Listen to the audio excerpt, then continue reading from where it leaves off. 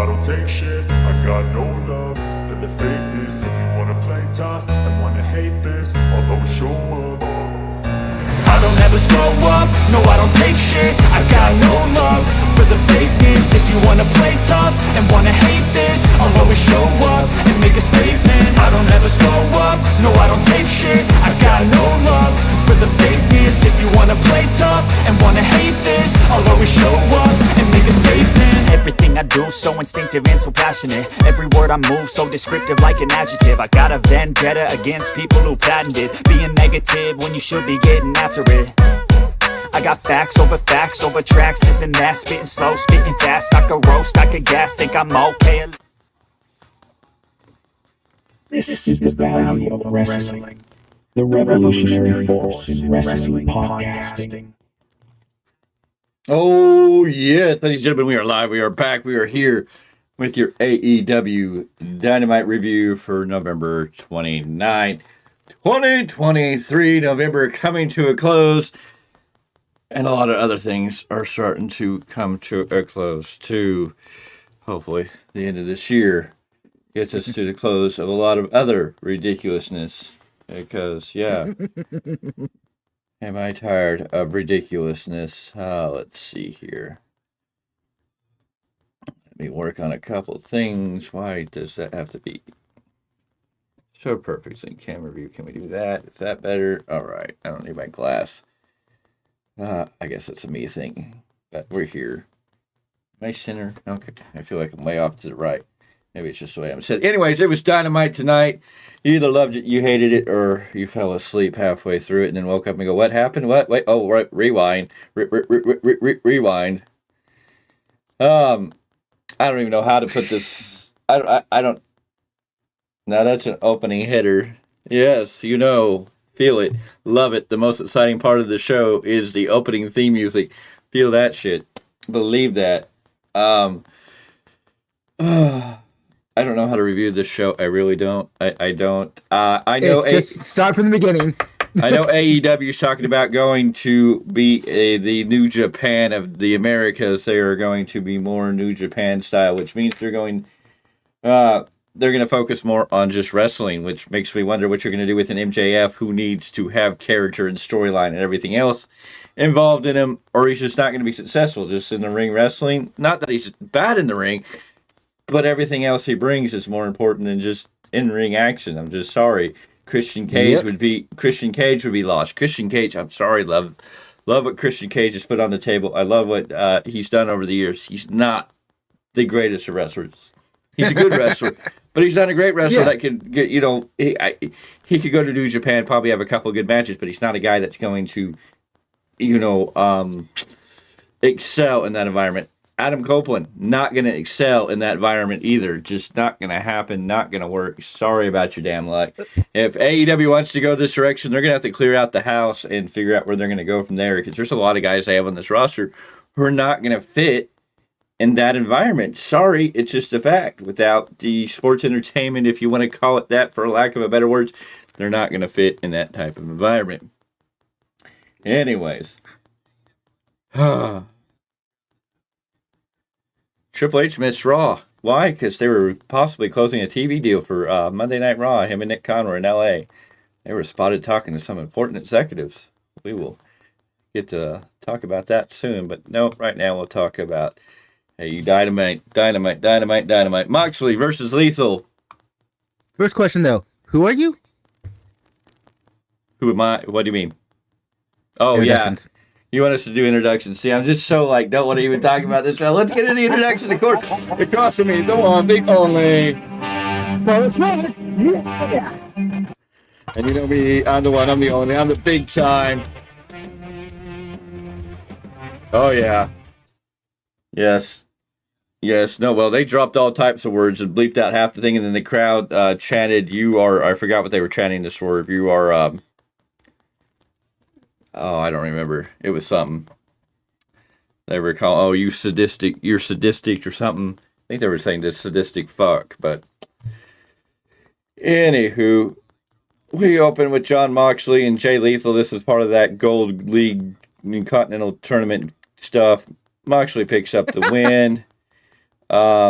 I'm sorry, I can't be excited about it. It was a good match. Moxley and Lethal gave us a decent match, but you know what was going to happen there. Lethal looking like a chump. I don't know what you're going to do with Lethal anymore. John put him down, paradigm shift, and then into a power driver. John Moxley wins. John Moxley's going to lead this thing partly through. It's probably going to come down to Moxley and Swerve in the gold group, what it's looking like. But, I mean, Moxley beat Lethal. Lethal wasn't even a contender. I mean, Lethal got some good moves in, but he's a dumbass because he sat there, he looked at Moxley, and then he went for the injection, and then he stopped. Like, huh, what? And then Moxley took over. It was just stupid. Lethal just looking dumber and dumber every time. The match in the ring, good for what it was. If you want to go pure wrestling, if we're going to focus on that, if that's what you're selling me, the match was good for what it was. Otherwise, it is what it is. Mr. Clarke, Jay Lethal, John Moxley. You are being nice. You are being so nice. Something that what Jay Lethal can do, especially in a Ring of Honor ring. Like, you can say what you want in TNA, say what you want in his AEW career thus far. He has an AEW career? That's a good question at this point. What career? The point, though, is, like, he is capable of so much more. Even if he's going to lose, he is capable of so much more, and he didn't produce tonight. That's what... The fact that he lost does not bother me. The fact that... He's in a tournament... Give him a good... Give him a good showcase to lose. He's in a tournament where they're telling him he's losing. He's probably not... I don't even think he'll win a match. Mark Briscoe probably beat Lethal. That's the only match that I think Lethal can win. And I don't think they'll let Lethal beat Mark Briscoe, because the fans probably be more pissed if Lethal beat Briscoe and Briscoe. Briscoe and Lethal are in this tournament just cause. But when they two meet, one of them has to win. It's probably going to be Briscoe. Lethal's probably coming out of this tournament with a big old 0. Because that's how much Tony Khan cares about Lethal. That's why he's got Lethal running around with Sanjay Dutt, Jeff Jarrett, Satam Giant, Mother, Truck and Zing.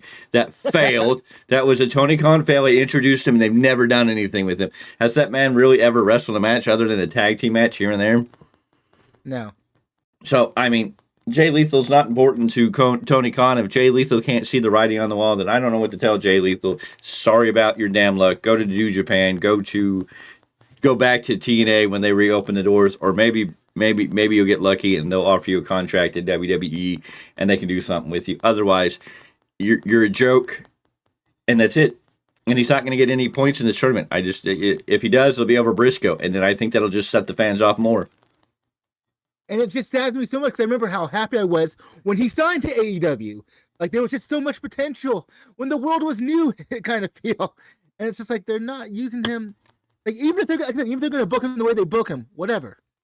But the fact they don't give him the proper showcase to give him the proper respect, that's what irritates me. Yeah. From there, we're in the back, we get a promo from Eddie Kingston from Collision where he talks about his loss and being cocky, yada, yada, yada.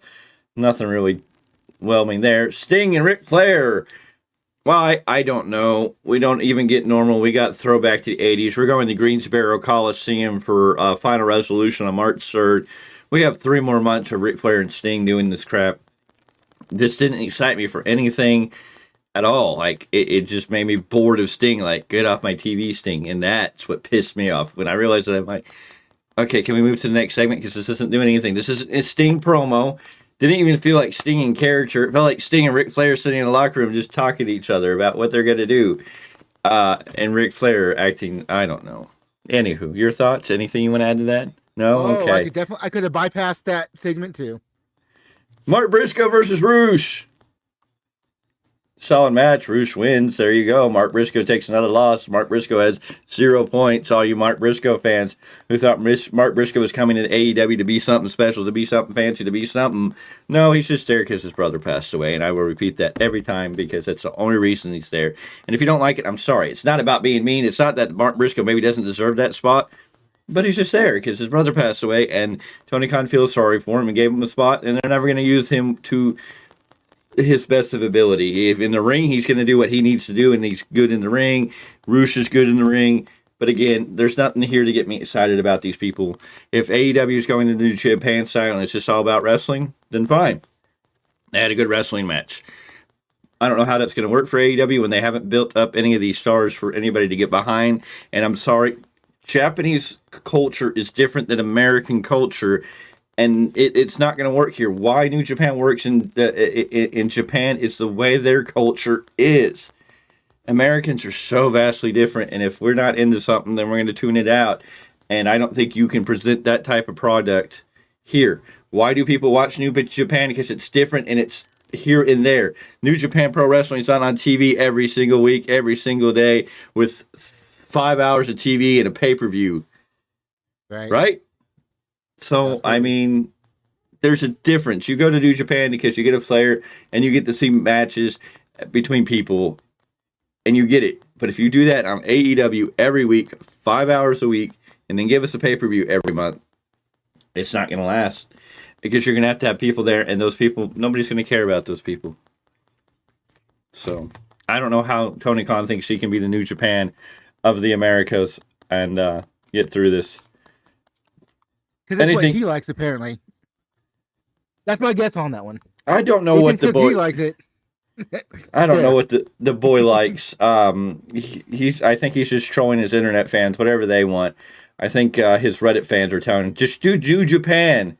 Because AEW needs to find an identity, but they're completely lost in the sauce. And if any of the news reports are true, AEW is halfway nearly in a grave at this point. And I don't want to be doom and gloom on AEW.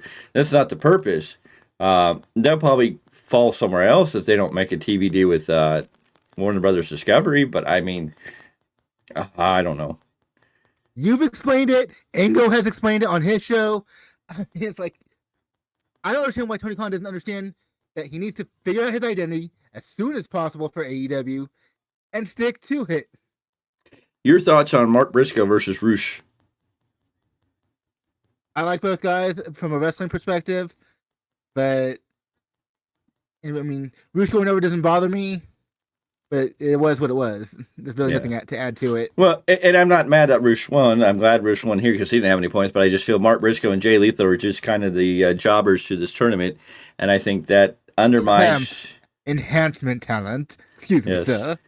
I just feel that takes away from what Jay Lethal could be or what Mark Briscoe could be, and I feel Mark Briscoe's just been brought in AEW to be enhancement talent, and I know there's a lot of Mark Briscoe fans are out there who are getting really pissed off because that's not our Mark Briscoe. That's not what he's about, and they're getting pissed because they're just seeing a half version of the Mark Briscoe they love. Because what you have to understand about Mark Briscoe is, yes, as far as Ring of Honor, he's a tag team legend with his brother.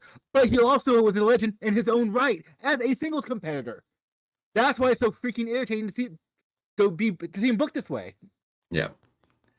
Anyways, I guess this was the highlight of the night for most people. Tony Storm was laying there with RJ City, and she's too fatigued and blown out, blah, blah, blah. I don't know what this did for anything. She's having a match, I think, next week for her title, too.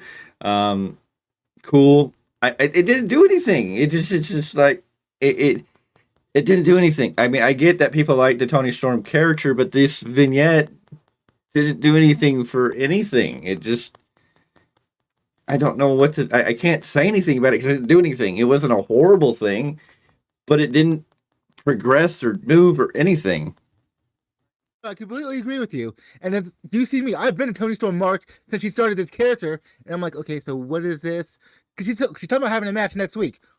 Who? With who? We don't even know. Yeah. And she didn't care, so why should I care? See, that's the other point. If the wrestler in the vignette is like, oh, yes, I'm so tired, I'm just blown out. Yes, I have a match, but okay. We don't even know who it's about, and she doesn't even seem to care. So why should I care? Right? Isn't the wrestler supposed to make you care about who they're wrestling? For the most part, yes. I mean, for this character, I get it that she's feigning all that BS. But by the same token, like I said, they would have at least said against two, maybe we might care a little bit more, depending upon who it was. Or if they gave us a name and she gave us a reaction or something to feel like,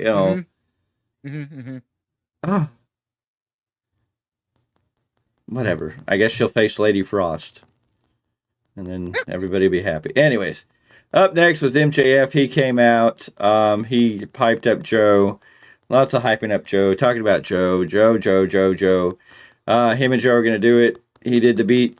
He's beaten, Rhodes, Punk, Danielson, Omega, Moxley.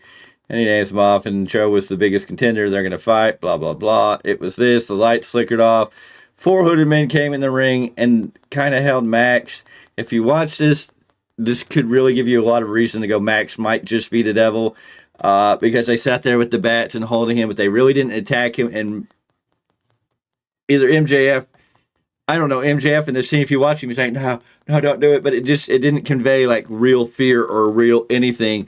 And then Joe came down and saved him. And then he got all heated, like, I'm coming after you. I'm going to beat you. And then they typed on the screen, will you fight this mystery team? So they're going to have a match with some mystery team next week, I guess. MJF and Samoa Joe are fighting 2 of these hooded guys. I'm over the devil crap. I don't even care. MJF didn't even sell me when he was sitting there being held. Like, so if he's the devil, it makes sense. If he's not the devil, then it doesn't make sense. I'm over it. I understand. Your thoughts on this? Okay, yeah. I mean, this wasn't anything that really did anything. It just make him and Joe team up again. We're just going to get this storyline where Joe's going to save MJF. So MJF's healed. But I'm sorry. I think when MJF was sitting there, he's like, no. He didn't look like he was in fear. And, like, I know he's better at it. So that's the only reason I'm like, he might just be the devil. He's a better actor than that. He just felt like he was trying to feign fear to make it look like he's feigning fear, but he already knows who it is. And they weren't being super aggressive. Of course, this could be one of those double swerves where we've seen this with Aces and Eights where they would attack people but not attack people. And when everybody thought it was James Storms, they didn't necessarily attack James Storms for a little bit. And then when they attacked James Storms and threw everybody off, it's I guess, I get where they could be swerving us looking like, oh, maybe they are working with MJF because they didn't really attack him, like they've attacked everybody else. So, I mean, and of course it could be Swerve. It could be Adam Cole setting up MJF, yada, yada, yada. Wardlow versus AR Fox. Why do we care? Wardlow won. And they tried to make AR Fox look good, but you just couldn't get into it because you're just like, okay, we know Wardlow's winning, so why the hell do we care about AR Fox? And they've never done anything for AR Fox to care about him. No, well, but they did. Remember, they turned him heel to join the Mogul Embassy, right, for that match, and then something canceled it, and then they made him get kicked out of the Mogul Embassy, so he went back babyface. So the real world, he had a visa issue, so he couldn't go over. So they turned him face for some freaking reason and kicked him out of the Mogul Embassy. Yeah, he was face, turned against his best friend Darby when they built this video package around him, had him join the Mogul Embassy. The very next week, he got kicked out because he can't fly overseas to go to All In. And then he was a babyface crawling around going, I'm sorry, Darby. I'm sorry. I don't know. And now they want us to care about this shithole. I'm just like, yeah, whatever. Sorry, AR Fox is not a shithole. It's just the character is just crap. And, that man has some... Yeah, the man has talent. I've seen it. He has some good moves. I like to see him, but it's just, why do I care if they don't care? Speaking of... You need to go back to Lucha Underground and watch Dante Fox. Yeah. Which is the name of his character when he was in Lucha Underground. And maybe you might care about him more there because that's when they actually let him do something, not this silly shit on AEW. How about this 6-man tag? They dug up 6 people of who? The Hardy Boys, Brothers A, who? And then Top Flight, because what's his name returned, and Action Andretti. Who returned? Dante Martin or no? Who? Yeah, Dante Martin returned. So Top Flight, Action Andretti against the Hardy Boys and Brothers A. And shockingly, Top Flight and Action Andretti win this match. But who really cared? Because they just kind of dug these guys out of catering. And why was Jeff Hardy out there in red, white, and blue? It's not Veterans Day. It's not the 4th of July. It's not Memorial Day. I don't even know. It's not even Thanksgiving. It's not a patriotic day. He's out there in a red, white, and blue and camo. And I'm just like, did he bang his head again? Does he think it's the 4th of July? Does he think this is the middle of summer? I'm very confused because it didn't make sense for anything. The match, who cared? I mean, I and you may love all these people, and I respect what the Hardys brought to the table. Brothers A, I still don't know enough about to give anything. Top Flight, I know, was a decent tag team until the injuries, and now they're back. Action Andretti, they kind of play with and make him feel important, but I think he's, he got fed the mural last time. I think he was on TV to any remembrance. I know. So, I mean, it's hard for me to get behind these guys. These guys who were sitting in catering in the back there at a table got called to action tonight. They won a match. Congratulations. I got maybe an antidote for Jeff Hardy. Yes. Maybe it's listening to a bunch of Quiet Riot. Bang your head. Metal noise will make him mad. Because he's a little woohoo. Just, like you said, the U.S. flag on his face for whatever reason. USA. Anyways. Then after Top Flight and Andretti, they were backstage with Renee, and then here comes Penta, and Penta comes in, and it wasn't Ray Phoenix, was it? This person's in the notes is saying it was Ray. I thought it was Commander. Yes, it was the land of misfit toys. That's right. I forgot. It's Christmas. It's the holiday season. So I guess the misfit toys get to come out and wrestle. That's what we saw, a six-man tag match of misfit toys. I believe it was Penta and Commander and El Vikingo, not Ray Phoenix. I don't think Ray Phoenix is back yet. It didn't look like Ray Phoenix. Maybe it was Ray Phoenix. I don't know. I thought it was one of the other. Commander, Gravity, Jalistic. I don't know all these names, all these freaking people. Anyways, it's Penta and two other guys. Vikingo, and I think it was Commander, not Phoenix. So they're going to challenge them. They're going to challenge him. In the TBS Championship match, Julia Hart defends up against Emi Sakura, whatever you want to call her. Sakura. You got it. Cool. Awesome. Julia Hart, it's house rules, but she can't use a submission. This is probably a really good match. They were good. Julia Hart wins. I don't know what to really tell you. It was good in ring work. But other than that, I don't know. You have anything you want to feed to this? It's just Emi Sakura is a fantastic wrestler. The problem is when she's used on TV, she's used as enhancement talent. That's basically her role. Outside of when they had Darkened Elevation, they might give her a few wins here and there just to make her look decent. But when she's on mainstream TV, she's enhancement talent for all intents and purposes. Yep. From there, we got Christian Cage. He's out here with security guards, but no Nick Wayne, no Dinosaur, no Kill Switch, whatever. Although it was kind of funny the fact that Christian effed up and did say Luchasaurus instead of Kill Switch the first time. Yep. So the Patriarch is here, the head of the Patriarch, the daddy of the Patriarch. No, the father of the Patriarch. Daddy's back on Raw. The father... That's right. Is on AEW. But anyways, he calls out Adam Copeland. It takes a minute. Copeland comes out. Yay. They're going to have a match on December 6th in Montreal. Cage says no. He says yes. Christian Cage tries to befriend Copeland. The same old crappy, I love you. We are family. Let's not fight. Yeah, he tries to go after Adam. Copeland stops him. Paulus says, nice try, dumbass. Go fuck yourself. We're having a title match on a Dynamite on the 6th of December in Montreal between Christian Cage and Adam Copeland for the TNT title, which should be on World's End. But no, we're just going to give it away on free TV because Tony Khan's a freaking moron. You're an idiot.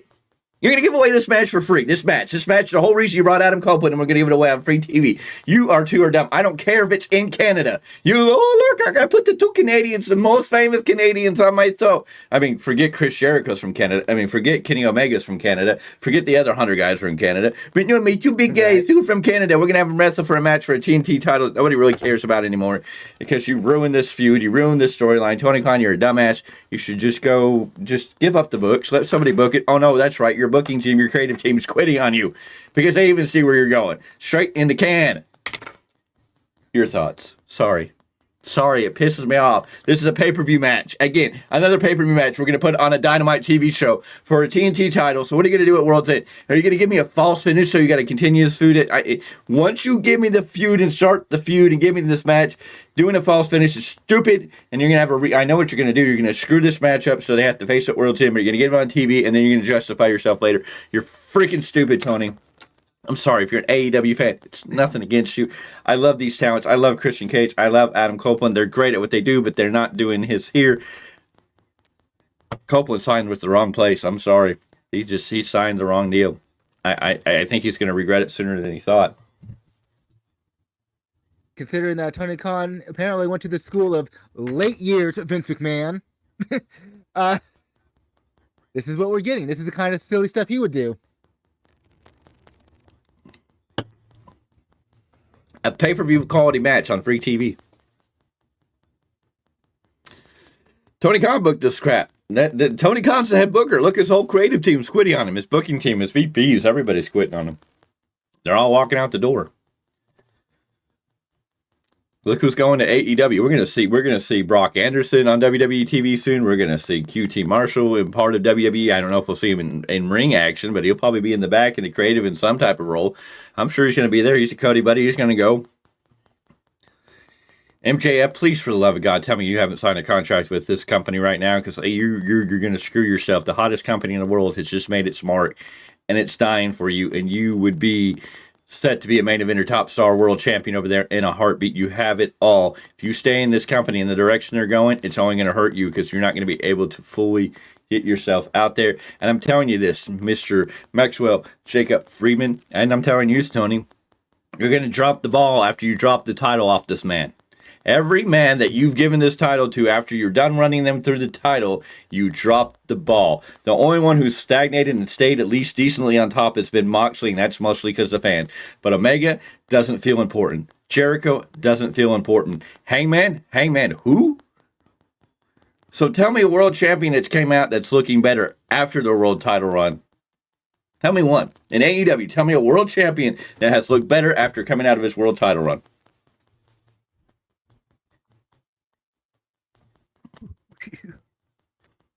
I'm just saying. I mean, look at it. I mean, MJF, look at it. Has anybody gotten better? Have they done better? Have they stayed in some place other than Moxley? Moxley, it's basically because of the fans, but he's still not what he was when he was world champion. And when you drop that title, what happens to you? Where do you go? Where do you fit into any role?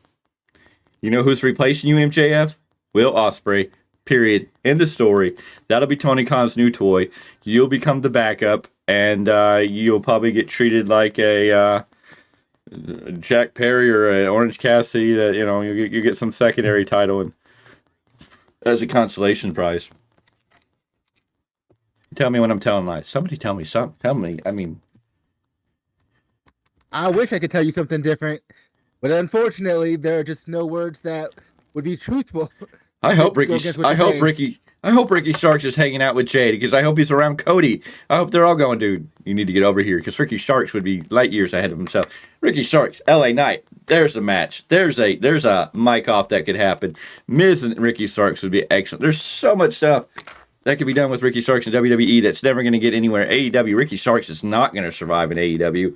He's barely surviving right now because he's a tag team champion, and it's really not even that great. And I'm telling you, they're dropping the belts to the Golden Jets, because that's the only story. Because you got to keep Kenny somewhat happy. I'm seeing the memes where Jericho's looking at things that say WWE one last run. Wow. Who's next? Not Goldberg. Who's next? Who's next to jump ship and go to WWE, ladies and gentlemen? Anyways. AEW Dynamite. That's what we're talking about, right? Swerve Strickland, Jay White. I almost thought this would be the first match that we go to a no contest, and you get, points for everybody. In the end, Swerve beats Jay White. And I bet Jay White's probably going to be on Twitter, bitch, even more, because he's being treated like a... I don't even know what you say Jay White's being treated like. And I don't even know. This match was good. The in-ring action was good. Swerve Strickland and Jay White gave us a good match. They gave us everything. It was great in the ring. And the in-ring action's good. All the other crap just doesn't matter. And Jay White losing to Swerve, it's not necessarily wrong. I can support Swerve winning, but Jay White just not winning. I mean, I don't know. Jay White just doesn't feel important. Jay White feels like I know Jay White signed the wrong deal. Sorry, Jay White. Should have gone to WWE. Will Ospreay, you see what you're getting yourself into. Right. You might want to rethink what you've done here. I know that it allows you to still go back to New Japan Pro Wrestling, but I hope you tell them over to New Japan to book you a whole lot, so you don't have to be booked in AEW. They are going to drain your stock, sir. They're going to make you champion, yes, at All In. We could set the betting odds on that right now. I'll put $1 million in the pot that they're going to give him the title on All In. It's just so written on the wall. There's just, really? So and then after Will Ospreay, after you have your lengthy little title run, maybe a year, congrats, good job. Then who are you going to become in AEW? I'm sorry, every person who's held that world title has become lackluster after they dropped the title. Your thoughts on Swerve and Strickland, Mr. Clarke? Or Swerve and White. Jay White and Swerve Strickland. There we go. I know what you meant. It's so hard because the fact that Strickland went over doesn't bother me. But another loss for Jay White when he's supposed to be this big deal from New Japan, when he was this big deal, when he would do his excursions to Impact. I loved watching him. The first time I got to see him on American TV, because I didn't watch his early run in Ring of Honor before he was the Switchblade. And, the clips I've seen when he was in New Japan, I was excited to see him come to AEW because he was the leader of the Bullet Club. He had a lot of stock and a lot of equity in him. And just after Full Gear, and then just to lose now another big match. This is paper. When you just look at equity wise, Swerve, Jay White, that's a pay-per-view level match. Yeah. And it's just like, it's not wrong that Swerve went over, because I love Swerve too. I love the work and the equity he has. But it just feels like Jay White's getting buried now. I wish whoever said this show is awesome would, pipe into the comments and explain what they thought was awesome. Not saying you're wrong. I just want to understand your take on what made this show awesome. I'm curious. You didn't even, the AEW fans in the audience didn't even chat, "This is awesome." So I don't know what made this show awesome. Unless you just love the in-ring action of wrestling, then I guess maybe there is a way you can say it's awesome if you just focus on the in-ring stuff. So, I don't know what, I mean, the rumors are that AEW wants to build more factions and be presented as the New Japan Pro Wrestling of the Americas, in this direction they're going in. And some people may like that, but I don't know if it can work in the Americas on a big platform. On a mid-platform where they are, sure, but they're never going to get bigger than where they are. Think about this too. New Japan tried that. That's what New Japan Strong was about, was their American division. Mm-hmm. And they haven't grown to the way that they wanted. Yeah. And that's even with bringing in their major Japanese stars. Yeah. Yes, New Japan continues to make money even in America, but not to the degree that they want. Because it won't work in America because WWE has programmed us to look at it in a certain way, with a blend of, now especially, great wrestling, but also great storytelling.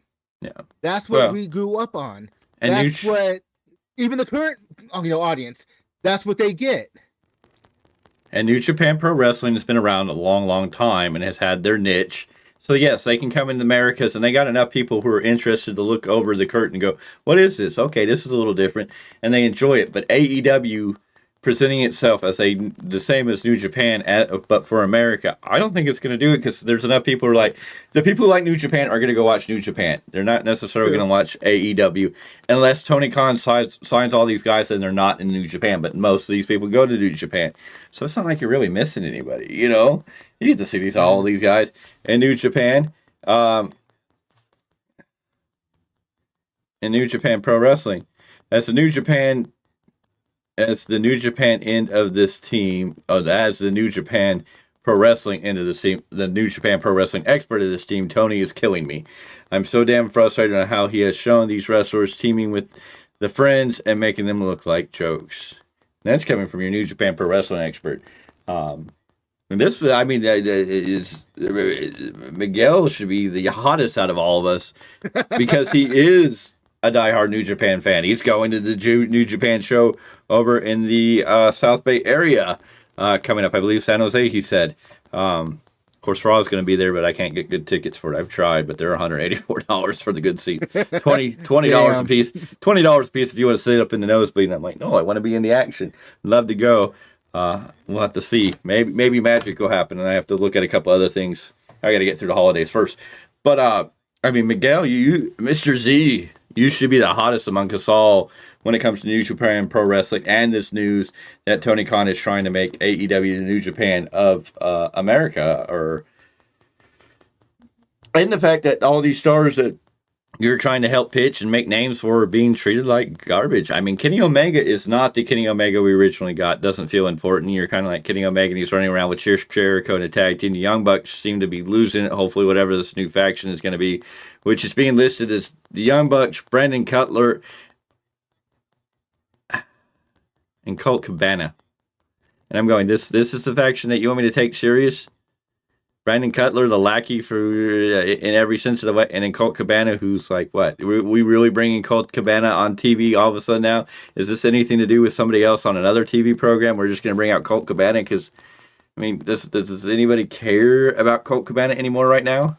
Not that he's not good in the ring, but again, what has he done recently to make us feel like, oh, he's going to be great in the faction with the Young Bucks? That they're going to be a serious heel. If you watch his indie stuff, Colt can be a serious guy. I mean, it can. He has got, as far as talent goes, he's got the tools. But it's Tony Khan booking, so I'm not. Well, I don't get Brandon. You say Brandon Cutler and Colt Cabana along with the Young Bucks to build this new heel faction with the way the Young Bucks are going. I'm just like, I would have more trust in that faction in New Japan because they do comedy too, but they do it better. Oh, and BTE is no longer owned by the Elite. It is now the Dark Order. I forget what it's called. Being the Dark Order. That's right. It's being the Dark Order now. The Dark Order are in control of it. They even have T-shirts for it in a Star Wars format for being the Dark Order. Oh hell! Mm-mm. I love the Dark Order, but now. So it looks like the Dark Order are taking over being the Elite for now because they're breaking away from that. They will not, whatever this new heel gimmick, I guess the Young Bucks are not going to be doing the being the Elite stuff. So it's gone over to the Dark Order. 5 hours a week of New Japan Pro Wrestling TV. I don't think it's going to work. I don't think AEW is going to survive. Rumors and speculation where Triple H was not. Oh, he was not at Raw. That is true. He was in LA. That is true. Him and Nick Khan were working on a TV deal for Monday Night Raw. And the rumor is that they were seen coming out of the executive area or the executive offices or being met with executives from Warner Brothers Discovery on Monday. And it seems like Warner Brothers Discovery may be tossing a lot of money to get Raw on Warner Brothers Discovery TV. And WWE is fairly nefarious and well known for, if we're going to be your wrestling company, we're going to be your only wrestling company across all your networks and everything.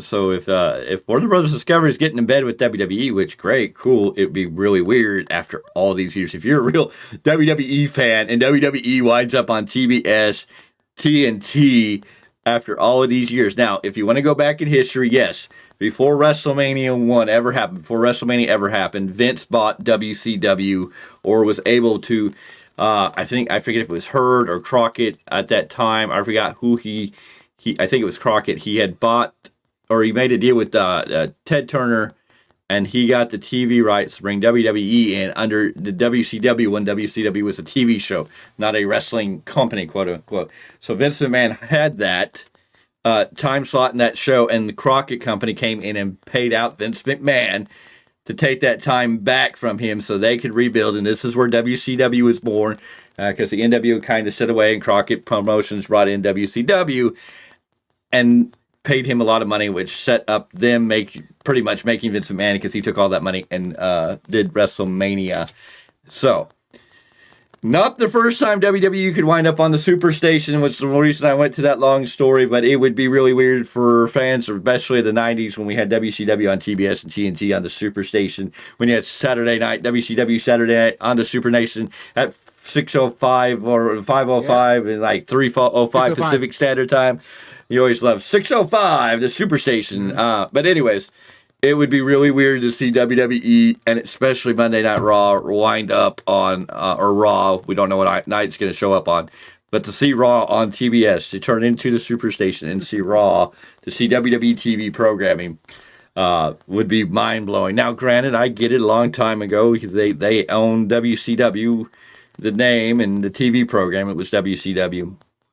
So I know you, for real historians, are going to be like, oh, but they've been on there. Yes, I get that. But now, after all these years, to see Raw has never been on the Superstation, and that would be mind blowing. That would just Absolutely. be, hey, hell has already froze over. I mean, they're walking over the bridges of hell and on ice right now. I mean, Punk came back to the WWE after everything, after almost 10 years, and blew the roof off the place in Chicago. And shocked everybody because we didn't see that, and we got a different subdued Punk. So WWE making a deal with Warner Brothers Discovery would not blow my mind. Warner Brothers Discovery's looking at it and going, okay, we know what wrestling can do on our station. Let's see what real wrestling can do on our station. It's TNN all over again. It's just it's crazy. Yeah, oh yeah.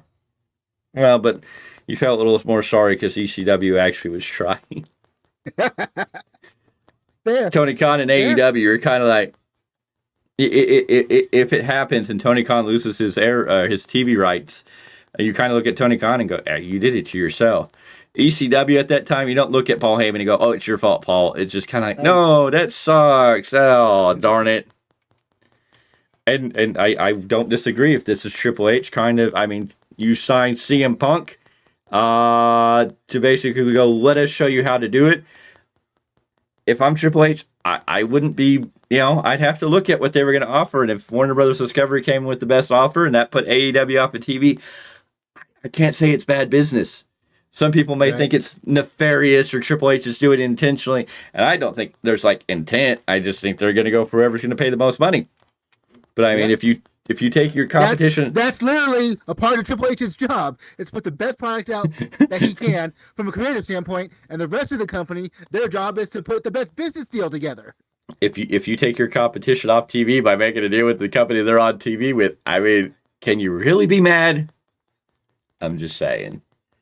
Anyways, is there anything else you want to add to this the thing that we call the show called Dynamite? That's just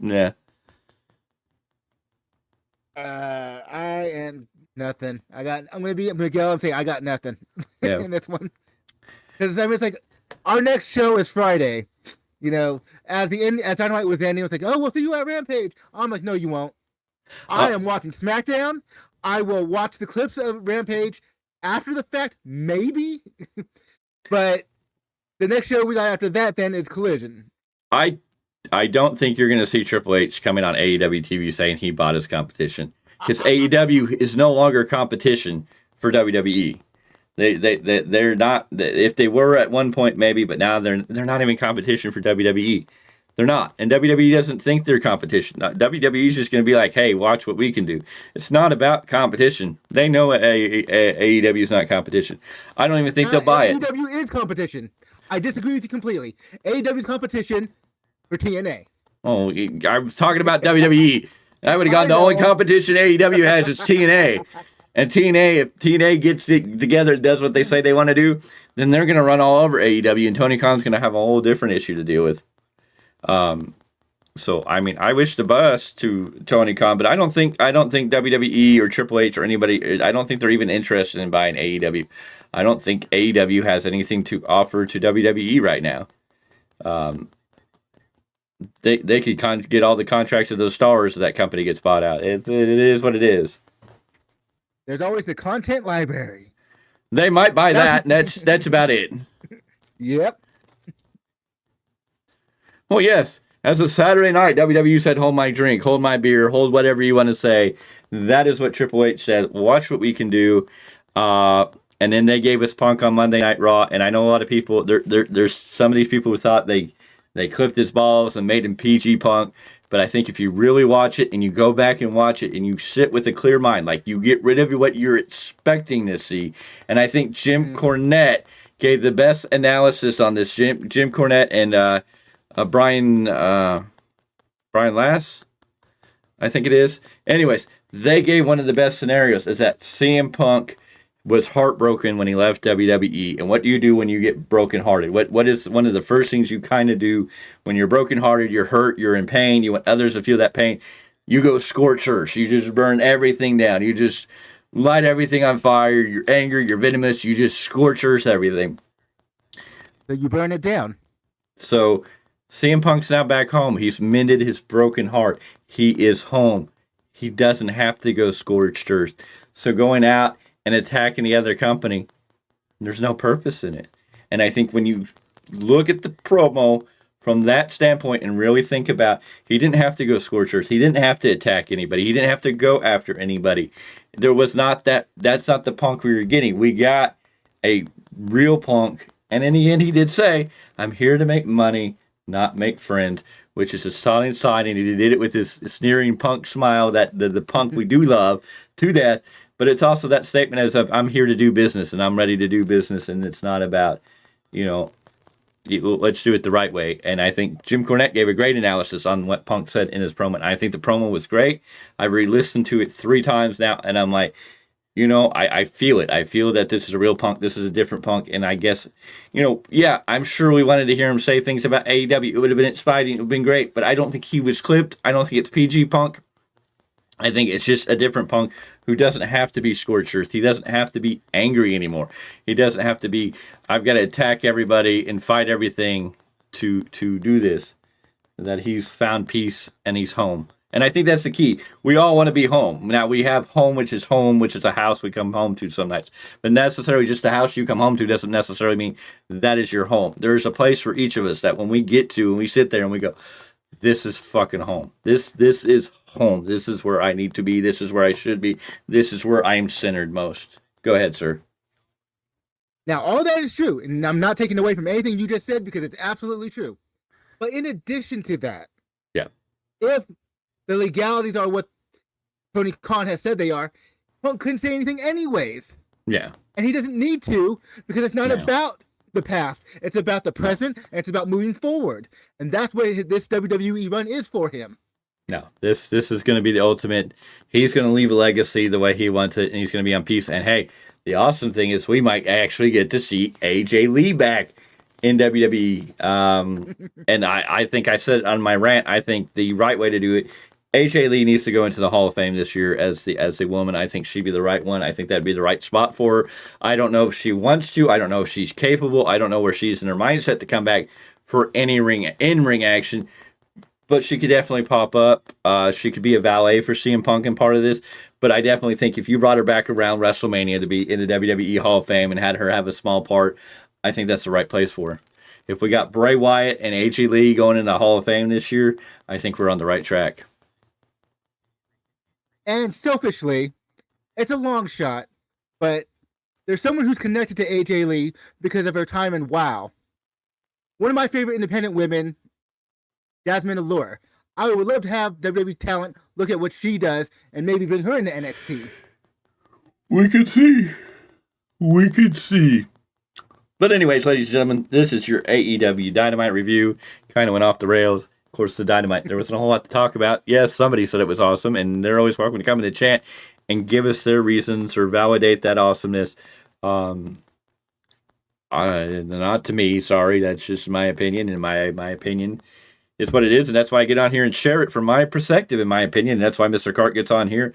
And Mr. Clarke, of course, when we all three started doing this, when me and Mr. Clarke originally started doing this way back, we were trying to do something. But when me and Mr. Clarke decided to sit down and bring this back, we brought on Mr. Z. Mr. Z is supposed to be our New Japan Pro Wrestling expert. Mr. Clarke's our AEW guy. He was the diehard. He defended AEW. And I'm old school. I'm WWE. I've been watching this since the mid to late 80s. This is, I love my WWE. I've given AEW a chance. I know in the beginning, me and Mr. Clarke thought AEW was hot when they first started. After a while, I kind of lost love for it. Mr. Clarke still had love for it. Lots of love for it. Has had lots of love for it up. And so maybe September, October of this year, did that grounding foundation start showing crumbles in it and starting to crack. And now we're here in late November, and he's kind of like, Well, back to our first love. And it's sad because, he's a truth. Mr. Clarke's a true through fan. He's going to give the benefit of the doubt and give the benefit of the doubt and give the benefit of the doubt and give the benefit of the doubt. Probably sometimes for one too many times, but that's just who he is as a person. He will give the benefit of the doubt the majority of the time until it's just kind of like, I can't anymore. There's just, I don't, yeah. Finally tapping out. Anyways, ladies and gentlemen, this is your AEW Dynamite. review. I hope you enjoyed it. I hope you had fun. Thank you for everybody who came in here and joined us today. And everybody who's watching this after the fact, we thank you for taking time in your busy day to watch this video and join us. If you have comments, drop them below. Make sure you ring that bell for notifications, so whenever we go live or new content comes up on the air, then you'll be notified of that. Hit that like button. Everybody hit that like button right now. Let's get that likes up. We need all the likes we can get to get this out here. We here to talk of wrestling, folks. We do not judge here, so please, if you like AEW and stand by, please tell us why. It's all no, and then we're not against. We don't want to see AEW go away. No, we want to see AEW succeed for what it is. Will they succeed if in this endeavor of what they think they're going to be? Maybe, despite what we think, maybe. I doubt it. Just based on the fact that if you understand Japanese culture compared to American culture, New Japan Pro Wrestling and their style of wrestling works in New Japan. It doesn't work in America. And if AEW is going to try to do that, I don't think it's going to work in the Americas. It's just not what our culture, our mixed pot of cultural things are. It just, are you going to have some fans? Yes, and that's going to be the fans that you see in these buildings each week. These 5,000, 6,000 fans that you're going to get. You might have 1 million fans across the country that like that style of wrestling, and that's about it. Are you going to grow that as easily? No, because you don't have the short-term things. Wrestling matches are long-term storytelling events, and if you don't have the little things to pick up the common, the onlooker that's going to go, oh, what's that about? Or what's this? You don't have those monologues. You don't have those storytellers. You don't have those promos. You don't have those attention grabbers. The matches can be wonderful and great, but not everybody can sit through a 20, 30, 40, 50, 60-minute classic. Why do you think those matches are gone? Back in the days, in the early years of professional wrestling, you want to go back to the 30s, 40s, 50s, 60s, even 70s, and even up into the 80s where they really made their legendary marks. 1 hour Iron Man matches, 1 hour matches to draws did it. But that still wasn't weekly TV. No, it wasn't. If it was on TV, it was rare, and those were mostly matches you went on the weekend to watch as a big production. And every time, those were pretty much big, like they were more scaled to be pay-per-view events each week, even though they were just live shows that didn't have any TV cameras. And you had the stories, and everybody talked the stories. And, of course, you had people who could talk them in the building. Harley Racers, your Harley Race, your Ric Flairs, your Dusty Rhodes. They taught people in the building. They told you had to be there or you were going to miss something, and they delivered on it. And that was a different era. Now we're in this era where matches, people are not going to sit through those long matches. If we get those matches, they're very rare. I mean, they very rarely happen, and you have to have two guys that can really pull it off. Like when Bret Hart and Shawn Michaels had their Iron Man Classic 60 minutes at WrestleMania 12. It was a special match, and it took a lot, but they were two of the top talent. I forget some. I think Rock had one with somebody. I forgot who else. There's been a few more hour-long matches, but they still haven't. But most of those Iron matches turn into 30-minute matches because, again, the modern-day audience just weren't as interested in the same way. I mean, why is AEW limiting their Continental Classic matches to 20 minutes? I mean, it's still telling you they know that they can only go so far with these matches. And that's even with the talent that can go the 60 minutes if they really wanted them to. Exactly. Anyways, ladies and gentlemen, this is AEW Dynamite. Make sure you hit that subscribe button. Join the Value Wrestling family. Be part of the fastest growing wrestling podcast and YouTube. We are growing. We are marching. We're going to move on. We're going to become one of the top brands. We're going to be leaving the name Value Wrestling across the landscape soon enough. We thank you for being here. I guess I'll give you the usual outro just because... Hey, maybe it'll lift the spirit, but again, until the next episode,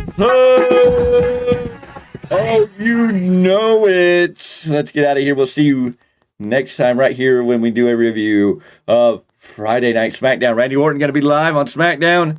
Will CM Punk be there? We still don't know. Till our next one. I don't ever slow up, no, I don't take shit. I got no love for the fakeness. If you wanna play tough and wanna hate this, I'll always show up. I don't ever slow up, no I don't take shit. I got no love for the fakeness. If you wanna play tough and wanna hate this, I'll always show up and make a statement. I don't ever slow up, no I don't take shit.